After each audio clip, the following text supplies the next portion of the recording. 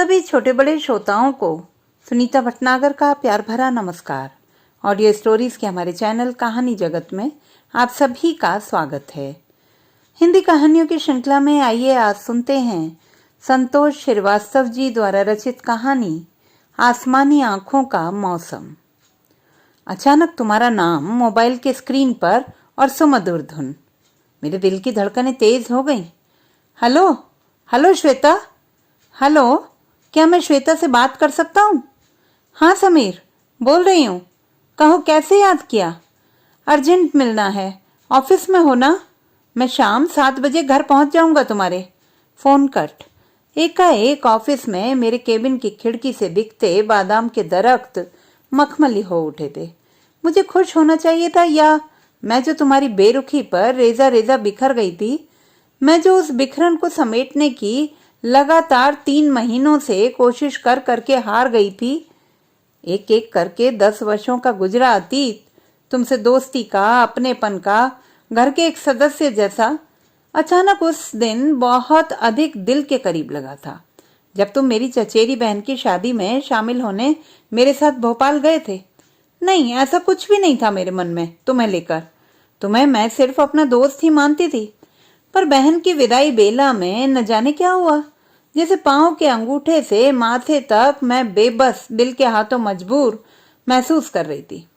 मुझे लगा था जैसे मैं सितारों की ओर उड़ी चली जा रही हूँ। बार बार मुट्ठी खोलती बंद करती कि जैसे उनकी झिलमिलाहट को कैद कर लेने को आतुर। यह जानकर भी कि काम जज्बात के साथ करना चाहिए, जज्बाती होकर नहीं, और तुम तटस्थ से मुझसे कितनी दूर और मैं तुम में समा जाने को आतुर।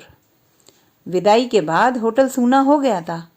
हम भारी मन लिए अपने अपने कमरों में कैद हो गए। दूसरे दिन तुम्हें किसी काम से जबलपुर जाना था और मुझे मुंबई लौटना था। मैं भारी उधेड़ बुन में थी। एक द्वंद्व लगातार मथ रहा था।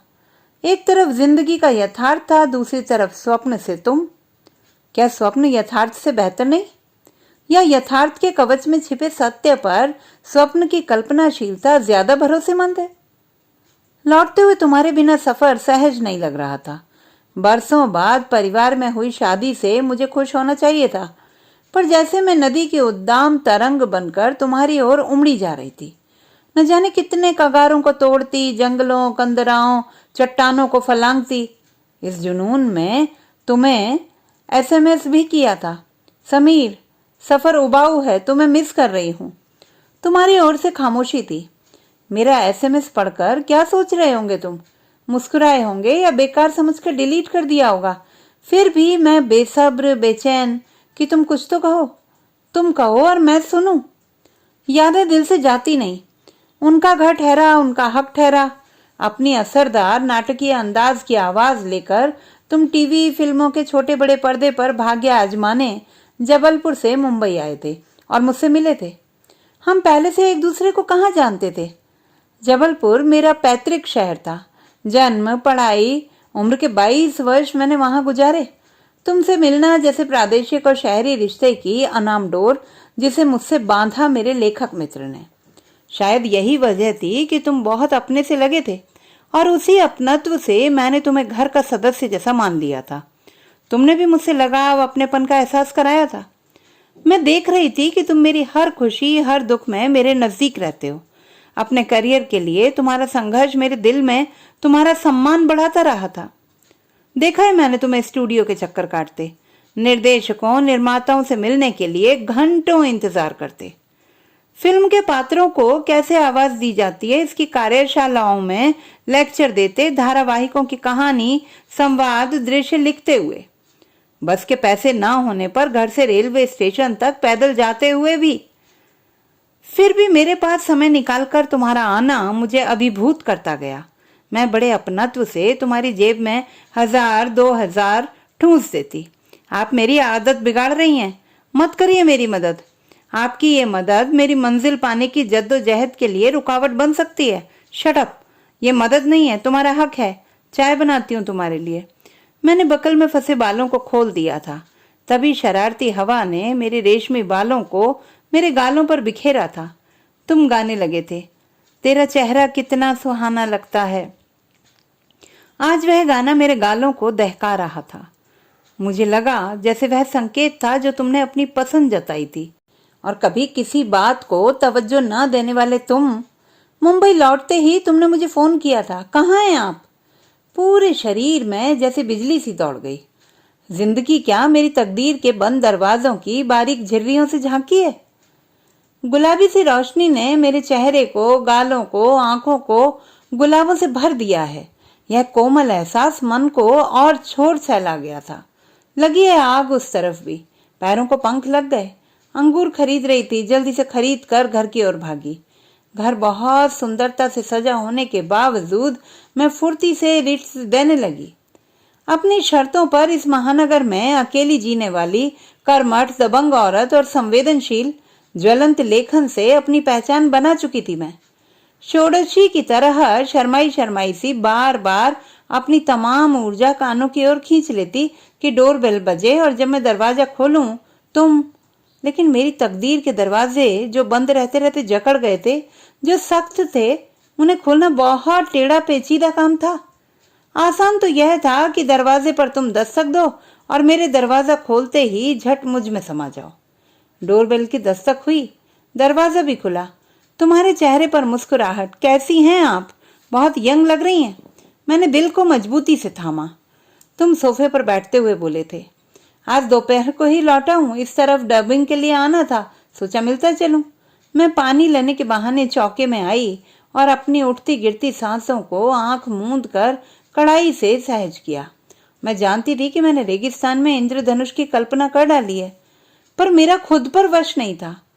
चाय के दौरान शादी पर अच्छी बुरी टिप्पणी, इधर उधर की बातों के बीच तुम्हारा बार बार घड़ी की ओर देखना।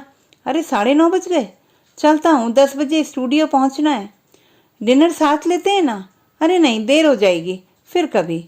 अपनी आसमानी आंखों का भरा पूरा आकाश मुझे सौंप कर तुम चले गए और मैं रात भर उस आकाश के आगोश में बंधी रही। सुबह आहिस्ता से हॉल का पर्दा सरकाया।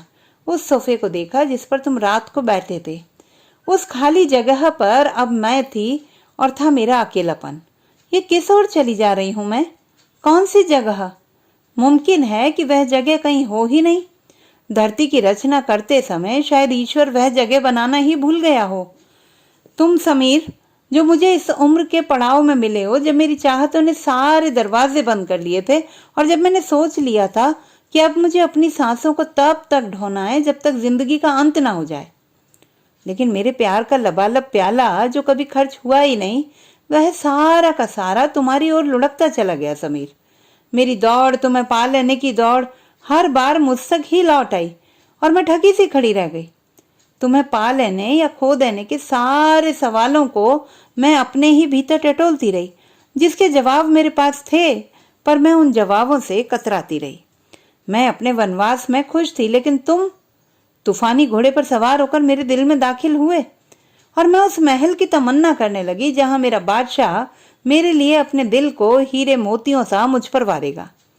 सब कुछ असंभव था क्योंकि तुम एक अलग ही मिजाज के थे, मानो अपने ही बनाए फ्रेम में कैद एक जिंदा तस्वीर।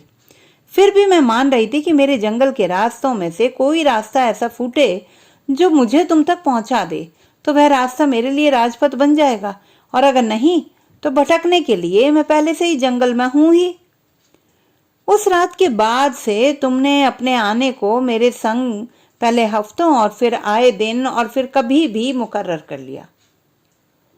कई बार मेरे लिए घर ढूंढने के बहाने तुम मुझे अपनी बाइक में बैठाए मोहल्ले मोहल्ले भटकते रहे। कभी हाईवे से, कभी गलियों से, गड्ढों भरी सड़कों से ऊंची नीची चलती बाइक पर मैं जानबूझकर तुमसे और सट जाती। अपने सीने में तुम्हारी पीठ दबोच लेती, तुम्हारे कंधे को मजबूती से पकड़े मैं तुमसे लिपट लिपट जाती, पर तुम पर कोई असर ही नहीं होता।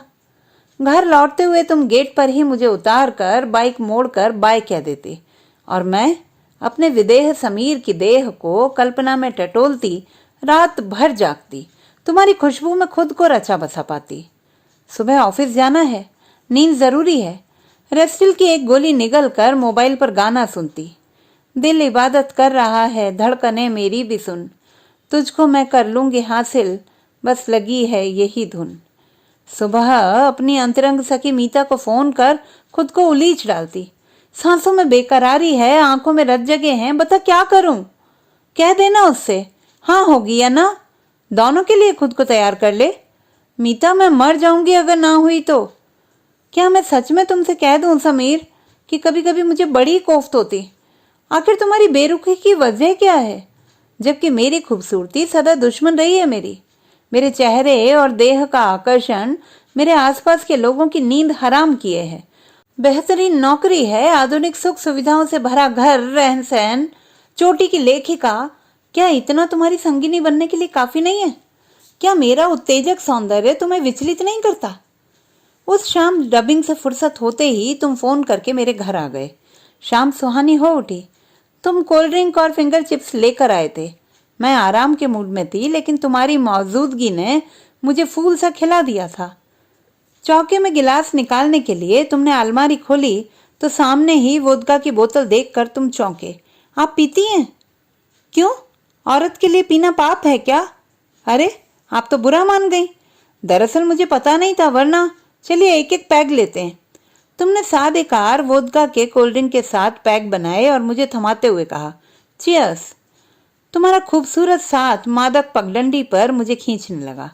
मुझे लगा आज मौका भी है, दस्तूर भी, प्रपोज कर डालती हूँ।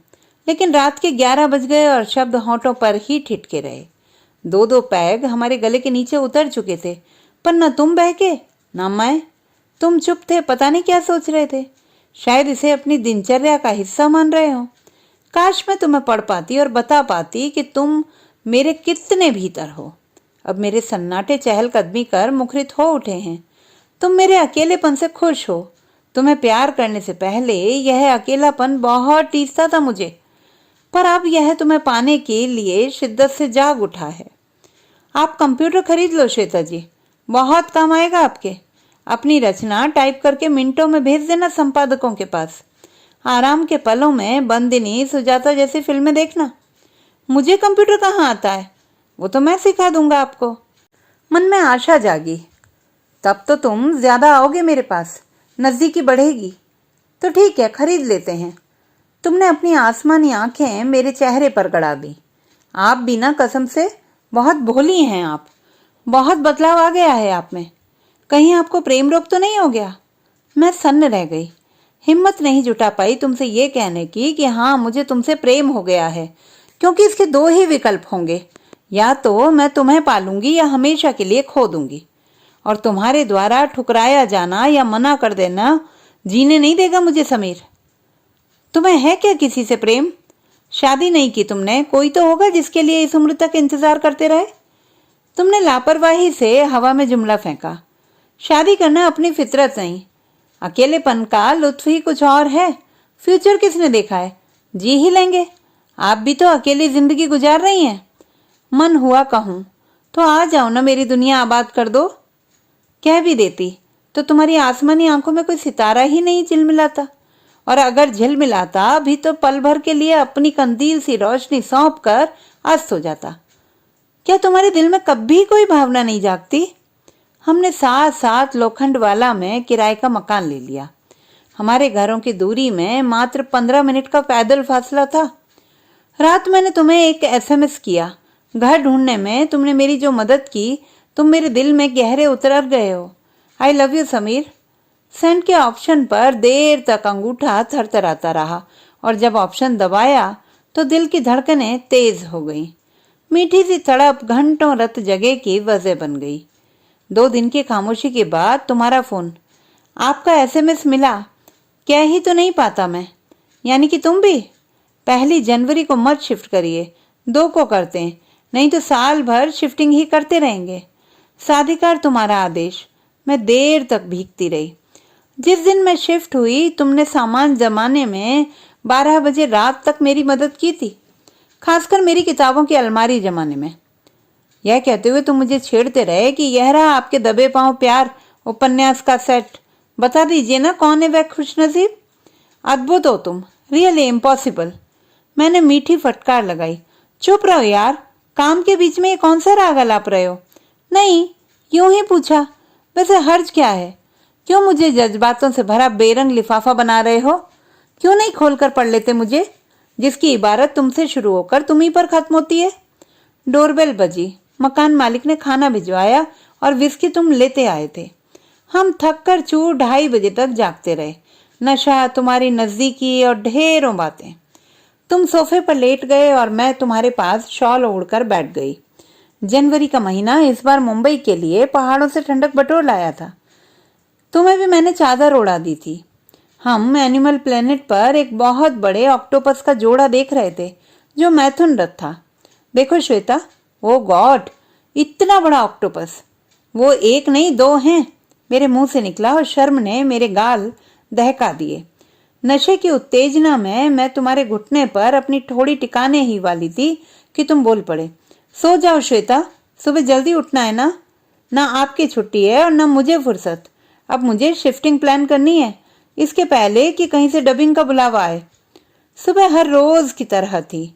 सामान की तरह मैं भी बिखरी बिखरी थी। तुम्हारे बिना जीना जैसे कलेजे में छुरी धंसते धंसते अर्ध बीच में रह जाए।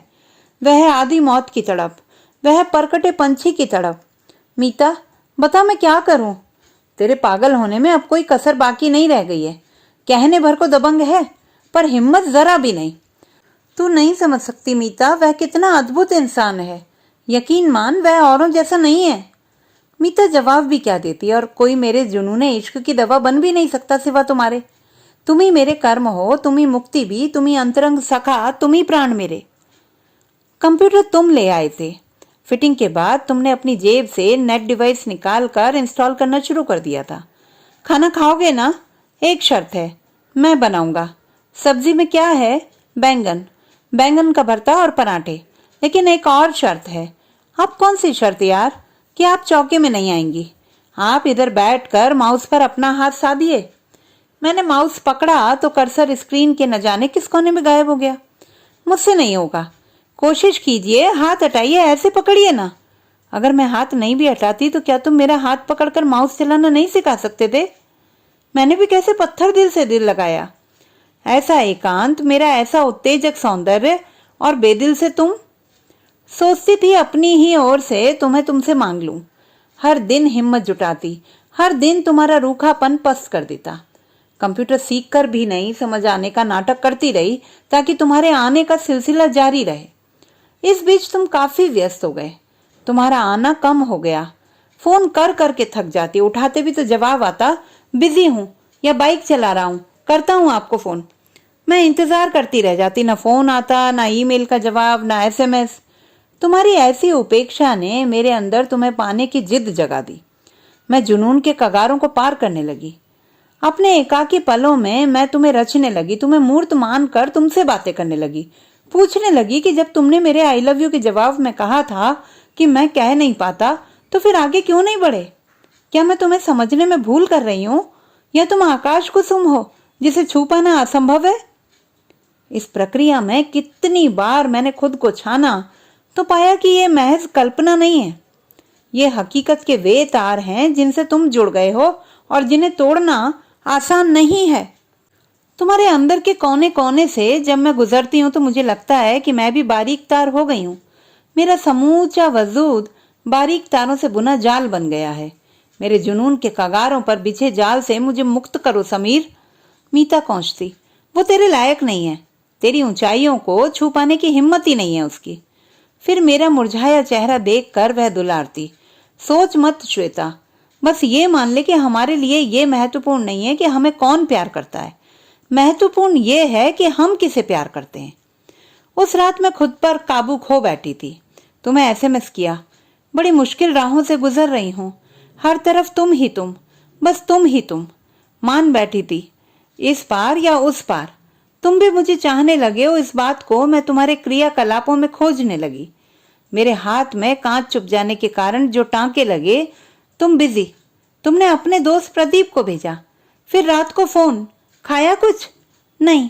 बनाऊं कैसे? मैं आता हूं। तुम होटल से खिचड़ी लेकर 12 बजे रात को आए। जब तक हाथ ठीक नहीं हुआ मेरे लिए निवाले भी तुम ही तोड़कर रख देते। उस दिन तुमने कहा प्रदीप हमारे संबंधों के बारे में पूछ रहा था। कहीं इसलिए तो नहीं कि मैं आपके प्रति पजेसिव हूं?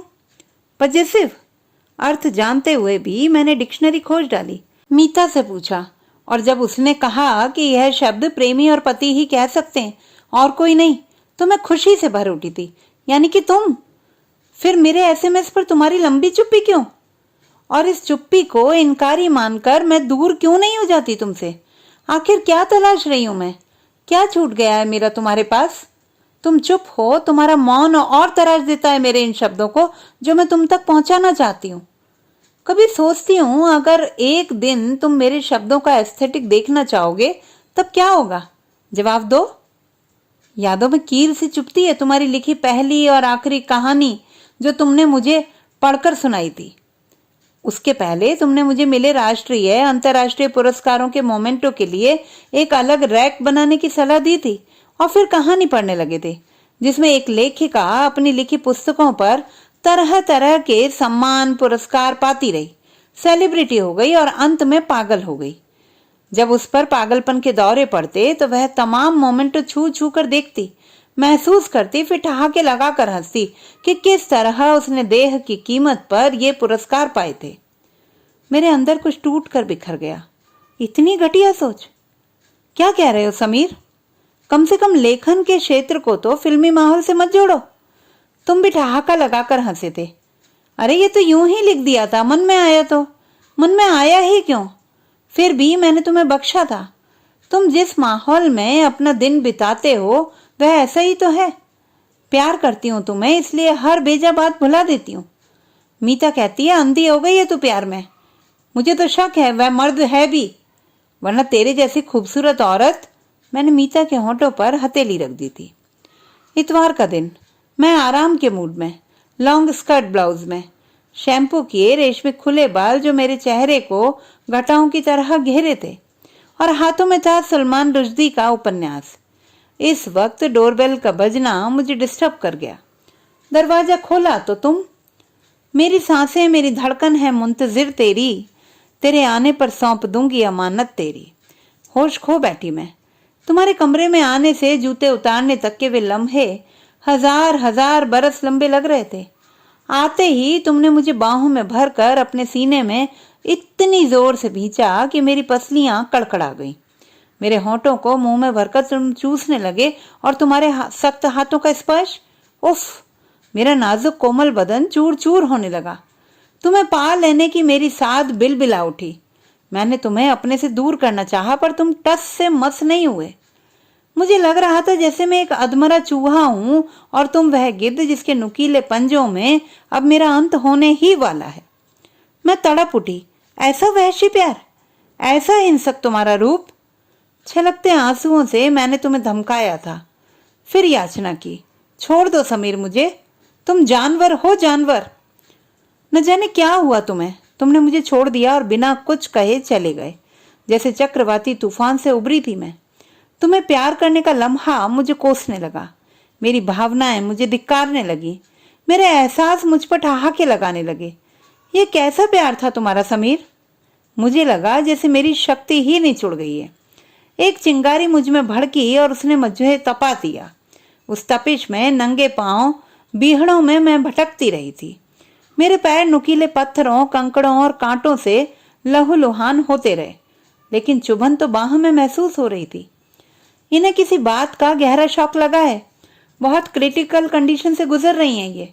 इंजेक्शन दे दिया है पर इन्हें एहतियात, आराम और किसी की 24 घंटे की मौजूदगी की जरूरत है, वरना गहरे डिप्रेशन में चली जाएंगी ये। मीता को डॉक्टर समझा रहे थे, जिसे मैंने समीर के जाते ही फोन किया था और फूट फूट कर रो पड़ी थी। खून हो गया मेरा मीता। वह घबरा कर मेरे पास दौड़ी आई थी। 2 हफ्ते लगे थे मेरी हालत सुधरने में। मीता मुझे अपने घर ले आई थी और ऑफिस में छुट्टी की एप्लीकेशन भेज दी थी। 2 हफ्तों बाद जब मैं अपने घर लौटी तो जैसे तुम कहीं से वॉच कर रहे थे मुझे। तुम्हारा एसएमएस मेरे फोन पर। कैसी हो श्वेता? मैं तुमसे शादी करना चाहता हूँ। बोलो, जवाब दो, करोगी शादी? कान की लवें सुलग जानी चाहिए थी मेरी, पर मैं चुप रही। कदमों को थिरक जाना चाहिए था पर वे हिले तक नहीं। लबों से प्रेम गीत फूट जाने चाहिए थे पर मैं चुप रही। अब तुम बोलोगे समीर और मैं चुप रहूंगी। यही तो तुमने मेरे साथ किया है। मन हुआ पूछूं तुमसे, शादी करके रखोगे कहाँ मुझे? अपने उस दड़बे नुमा घर में जिसमें रहते रहते तुम जानवर हो गए हो, या जबलपुर के अपने उस कच्चे आंगन वाले घर में जहां तुम्हारी बेपड़ी लिखी भाभियां बेवाई फटे पैरों को दौड़ा दौड़ा कर ससुराल के प्रति अपने फर्ज निभा रही हैं।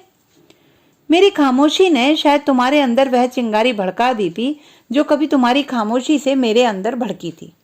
अब तुम रोज मुझे एसएमएस करते, साहित्यिक सम्मेलनों से रात बिरात लौटने पर मुझे आगाह करते कि ये कोई शरीफ लड़कियों के घर लौटने का वक्त है। क्या सिद्ध करना चाहते थे तुम कि तुम्हें मेरी परवाह है या मेरी सफलताओं को हासिल करने पर शक? एक शाम प्रदीप का फोन आया। कैसी हैं श्वेता जी? क्या आप अब भी नौकरी के साथ साथ लिंटाज और टीवी से जुड़ी हुई हैं? क्यों, कुछ काम था क्या? हाँ, वहां रतन खन्ना जी भी थे। हैं कहाँ आजकल वो? आपकी तो उनसे अच्छी दोस्ती थी। हाँ, बड़े भाई की तरह हैं रतनदा। पर यह सब आप क्यों पूछ रहे हैं? ऐसे ही मिलते हैं कभी आपसे। रेखा भी मिलना चाहती है। फोन रखते ही जाने क्यों लगा कि शायद तुम प्रदीप के जरिए मेरे पास वापस लौटने की हिम्मत जुटा रहे थे। नहीं, ज्यादा तकलीफ नहीं हुई मुझे, बल्कि यकीन था कि एक दिन तुम मेरे प्यार को समझोगे और मेरे पास वापस लौटोगे। अपने हिस्से की धरती और आकाश के साथ रहना मेरा ख्वाब था जो मेरे पैरों तले से और सिर से सरक गया था। शायद उसके छोर अब मेरे हाथों में आ जाए। मेरा तुम्हारे लिए इंतजार शुरू हो गया। हालांकि इस बीच मेरी भूख प्यास उड़ गई थी। वजन भी 5 किलो कम हो गया था। ऑफिस में मेरे सहकर्मी कहते, टॉनिक लीजिए श्वेता मैडम, वरना हेल्थ डाउन होती जाएगी। ऑफिस से बांद्रा तक पहुंची ही थी कि तुम्हारा फिर फोन। मैं ड्राइविंग सीट पर कभी फोन रिसीव नहीं करती, कहीं गाड़ी रोक भी नहीं सकती थी। दूर दूर तक पार्किंग प्लेस नहीं थी। ऑफिस से घर लौटता लोगों, bike, car, rickshaw, auto, taxi का हुजूम जैसे हाईवे पर समंदर उमड़ आया हो। सिग्नल पर फिर मोबाइल के स्क्रीन पर तुम्हारा नाम। आखिर ऐसा क्या अर्जेंट काम आ गया कि जिसमें तुम्हें मेरी जरूरत पड़ गई? मेरे पास इस सवाल का फिलहाल कोई जवाब न था। फ्रेश होकर मैंने चाय बनाई और सोफे पर बैठकर इत्मीनान से चुस्कियां लेने लगी। चाय खत्म होने के पहले ही तुम आ गए थे।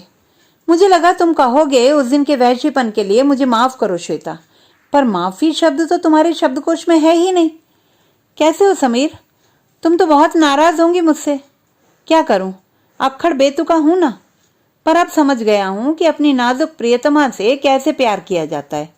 मैं हंस पड़ी। ट्रेनिंग लेकर आए हो? ए यू नॉटी, देखो कबाब लाया हूं और तुम्हारा मनपसंद वोदका।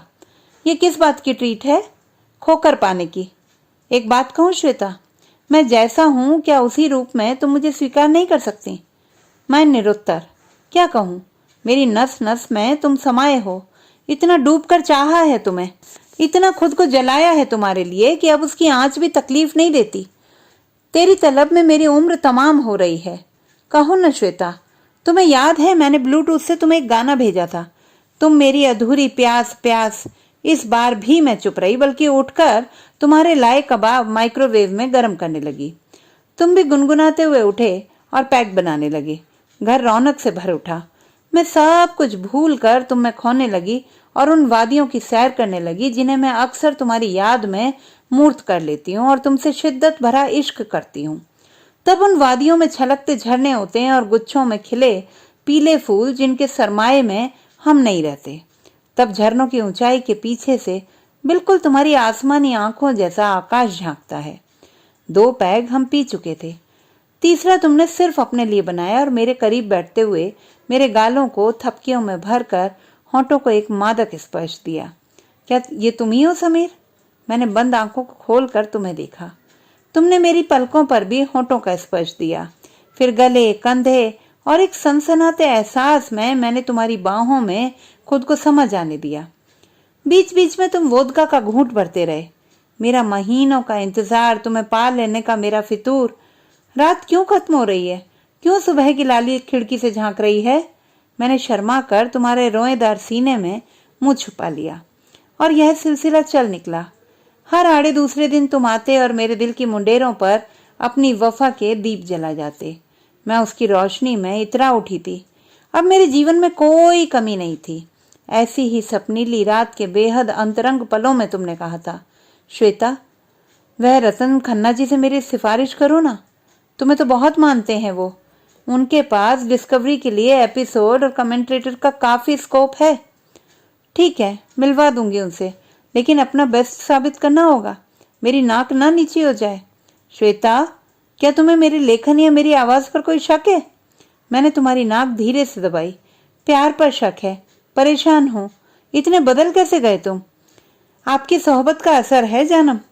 कभी कभी तुम्हारा हद से गुजर जाना शक के दायरे में ला देता है तुम्हें। कलाकार तो तुम हो ही अच्छे। रतनदा को तुम्हारा काम पसंद भी आया, जैसे भाग्य ने तुम्हारे दरवाजे पर दस्तक दी हो। तुम जुट गए रतनदा के साथ। अक्सर कभी बेंगलोर, कभी कन्याकुमारी, कभी लद्दाख, तो कभी पटनी टॉप। शूटिंग शूटिंग, व्यस्तता व्यस्तता, फोन करने तक की फुर्सत तुम्हें अब नहीं थी। SMS का जवाब, ईमेल का जवाब, फुर्सत ही नहीं। कभी गलती से फोन उठा भी लिया तो शूट पे हूं, रखो अभी करता हूं। समीर, तुम तो फिर पहले जैसे हो गए। दिमाग कहता पर दिल हावी हो जाता। अब इतने बड़े चैनल से जुड़े हो तो बिजी तो होंगे ही ना। महीने में 2 दिन के लिए मुंबई आते, शरीर तो मिलता पर मन भटकता। समीर, तुम इतने बिजी रहोगे तो मैं कैसे रहूंगी? समझाओ यार खुद को, कमा लेने दो। क्या तुम मेरी तरक्की से खुश नहीं हो? तुम मुझे लाजवाब कर देते और मैं तुम्हारी बातों में आ जाती। अब तो तुम सिंगापुर भी हो आए और कनाडा का भी प्लान कर रहे हो। मैंने रतनदा को फोन लगाया। रतनदा, कनाडा कब तक रहेंगे? 4 महीने का प्लान है श्वेता, बहुत बड़ा प्रोजेक्ट है जिसे वहीं शूट करना है। वो तुम्हारा समीर काफी अच्छा कलाकार है, इसीलिए तो आपके पास भेजा। मेरा माथा तुम्हें लेकर गर्व से ऊंचा हो गया। तुम कनाडा में और मेरे हिस्से तुम्हारी खामोशी। मैंने भी सोचा चलो इसे भी आदत में शुमार कर लेती हूँ। अब इतनी व्यस्तता में प्रेमालाप का समय ही कहाँ। सरकते दिनों में तुम्हारे बगैर मैं खुद को छीस सी रही। अकेलापन, तन्हाई, उदास शामों के बेतरतीब सिलसिले। 4 महीने तो कब के निकल चुके। कुछ खबर तो देते तुम। फोन पर प्रदीप था। श्वेता जी, कहना तो नहीं चाहिए, दोस्त हूं समीर का, पर समीर आपके लायक नहीं। चौंकी मैं। ऐसा क्यों कह रहे हो प्रदीप? इसलिए कि आपका मैं बहुत मान सम्मान करता हूँ। आप इतनी बड़ी शख्सियत कैसे एक सरफिरे पर मर मिटी? मैंने फोन काट दिया। नहीं सुन सकती मैं तुम्हारे खिलाफ कुछ भी। फोन फिर बजा। इस बार रेखा थी। दीदी, आपका गुस्सा लाजिमी है, पर चूंकि आप मेरी अपनी हैं इसलिए बताना मेरा फर्ज है। आपका इस्तेमाल किया जा रहा है और यह योजना हमारे घर में बैठकर ही बनाई गई। चूंकि आपकी रतन खन्ना जी से दोस्ती है और समीर का फ्यूचर नील, सो आपके जरिए उन तक पहुंचने का पूरा प्लान यही मेरे घर पर बना। तब से ये बात प्रदीप और मुझे कचोट रही है। दीदी, समीर आपके लायक नहीं है। रेखा के शब्द मेरे कानों में पिघले शीशे की तरह उंडलते गए। मैंने तुरंत समीर को फोन लगाया। हर बार की तरह वही पहुंच से दूर का रटा रटाया वाक्य। रतनदा को लगाया। उन्होंने तुरंत उठाया। समीर कहाँ है रतनदा? फिशिंग के लिए गया है दोस्तों के साथ।